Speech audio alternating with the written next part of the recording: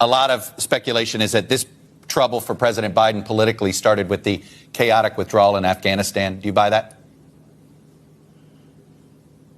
I don't think it helped. I think that is obviously the case. I think that the performance with respect to Ukraine has been excellent. And one of the smartest things that has been done was releasing classified intelligence to prevent the false flag kinds of operations that Putin was counting on. And also, let's remember, Putin has been quite effective in impacting public opinion, particularly in the last decade or so, both in the United States and in Europe.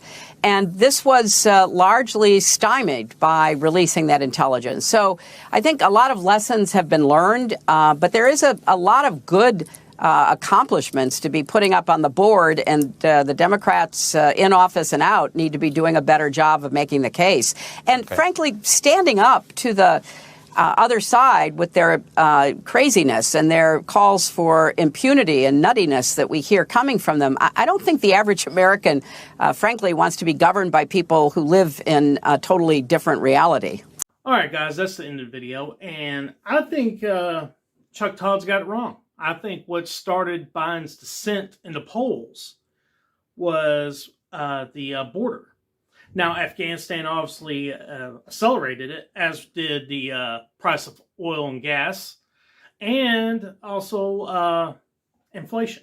Now, what's going on in Russia and Ukraine isn't helping them either, because a lot of this is caused because of him, because of his policies with oil and gas and so on and so forth. And Hillary Clinton not understanding why his poll numbers are so low, that tells me that her, and not only that, the Biden administration, as well as majority of Democrats and majority of these elites, don't live in reality. Okay, the reason his poll numbers are so bad right now is because of inflation. And the inflation's hurting everybody in the middle class, everybody in the lower middle class, as well as poor.